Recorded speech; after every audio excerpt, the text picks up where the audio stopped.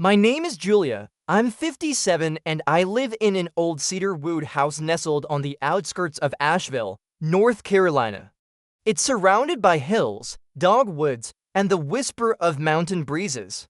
I've been married to Michael for 29 years. He's a beekeeper, gentle, patient, with a love for nature that borders on obsession. Our life together is calm, predictable, like a stream that's lost its rush, worn smooth by time. It was late July, the kind of sweltering afternoon that feels soaked in honey.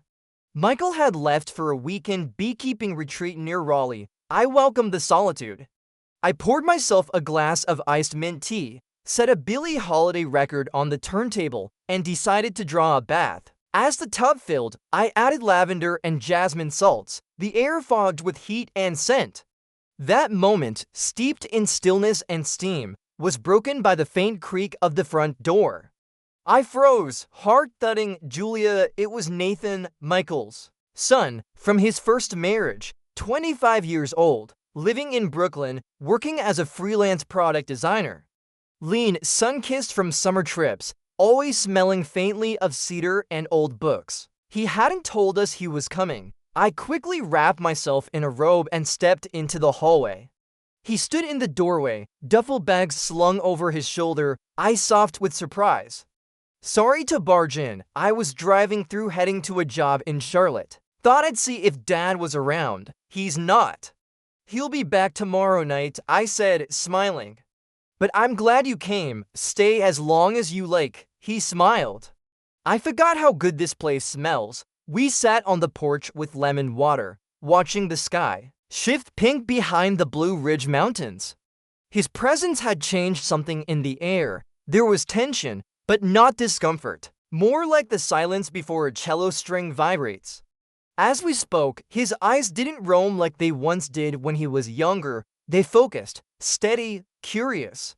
Later, after dinner, grilled peaches and goat cheese on sourdough, I offered him a glass of wine. We talked late into the night under dim porch lights. He asked me about my art, the painting I never pursued.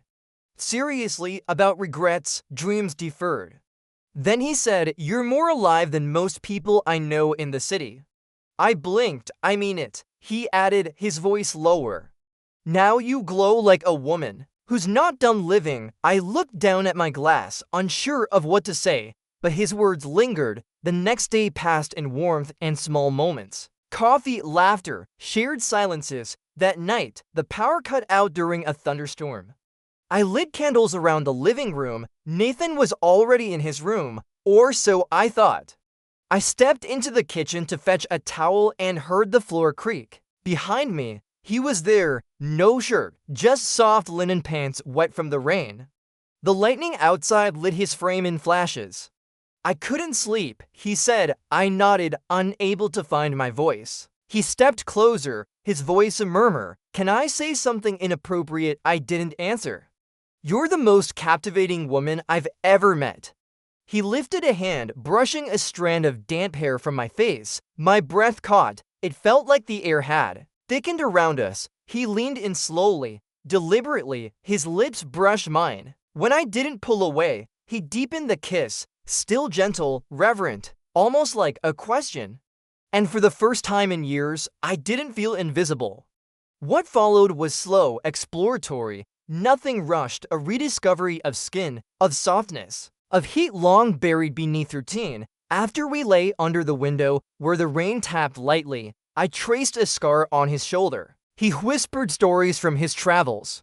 It wasn't just physical, it was something else. Something that dared to name what we usually kept buried. In the morning, he cooked breakfast barefoot, humming a song I didn't recognize. We talked like nothing had changed, but everything had. He left before noon after a long hug and a kiss on the cheek that lingered. That day, I stood in the kitchen where it all began and felt the weight and thrill of what had passed between us. A spark had been reignited. Not just desire, but a sense of self, of being seen. But in the days that followed, I felt both alive and haunted. Every corner of the house reminded me of his presence. The towel he left folded, the scent of his cologne still lingering in the hallway, the half-empty wine bottle I found myself replaying our conversations, our laughter, the way he looked at me like I was more than just a wife, more than just a fixture in someone else's life. I hadn't realized how much I missed feeling desired, how long it had been since someone truly listened. The next weekend, Michael returned. He kissed me on the forehead and unpacked a jar of wildflower honey he brought back from the retreat. Things returned to their rhythm, but I didn't. In the evenings, I'd take longer walks. I started painting again, nothing serious, just the flowers in the yard, the misty view from our porch, but they came out differently now.